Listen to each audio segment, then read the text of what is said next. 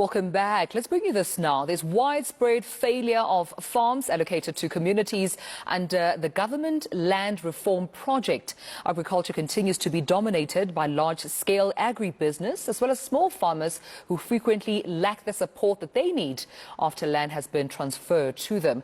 Now, how can land reform beneficiaries further attract private funders to help them put their farms to productive use? That's the big question. And to answer this for us, we're in discussion now with the Chief Executive Officer of the Vumelana Advisory Fund. Peter Setou joins me this evening, and thank you so much, Peter, for your time.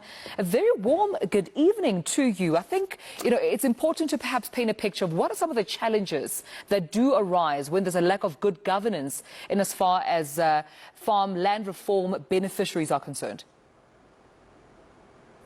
Well, I think as a starting point, one is to highlight the fact that land reform program has got immense potential to really stimulate the local economy, particularly in rural settings, and contribute meaningfully to food security, employment, and a whole host of other issues. It actually represents a pathway out of poverty for land reform beneficiaries if it's properly implemented. However, we know that in many instances, there are challenges with regard to how some of these farms are actually managed by CPAs or community organizations or land-owning trusts, as it were. Now, good governance is one of the most important aspects in land reform. It plays a crucial role in actually ensuring that the land is actually utilized effectively and productively. It's also key in building trust and social cohesion amongst the communities, because you can imagine if there are no reports flowing from the executive in terms of how the funds are being used, transparency in terms of how the land is really managed, that frequently leads to infightings amongst the communities, which is why we emphasize as an organization that we need to make sure that there's broader transparency, there's good corporate governance.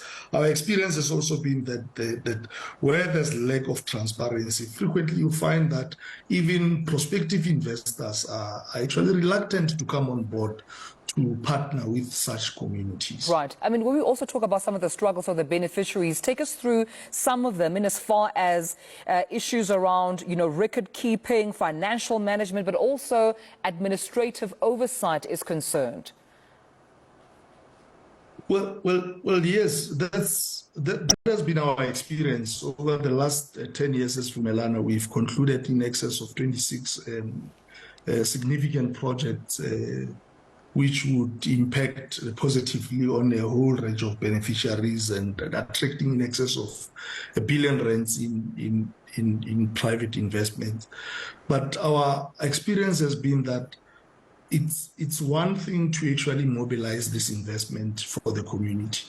If you don't make sure that you capacitate the communities in order for them to be better partners, it's tantamount to really setting them up for failure.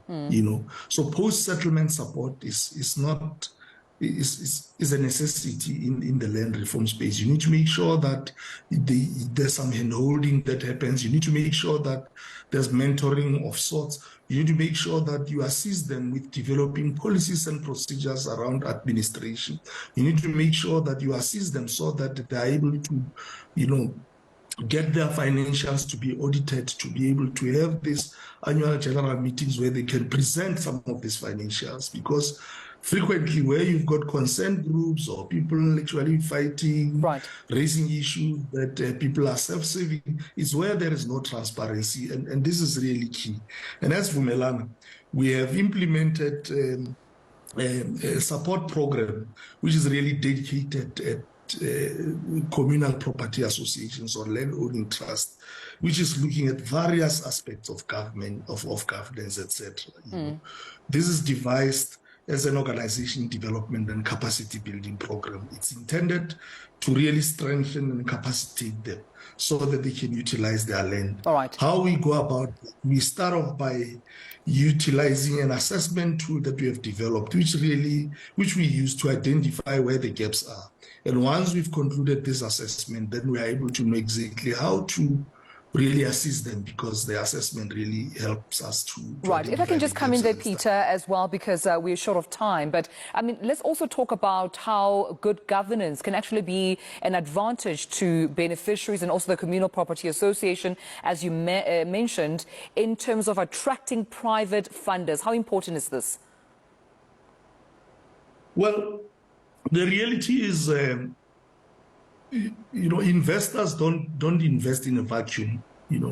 They would like to get some level of certainty that one, they're dealing with a reputable partner.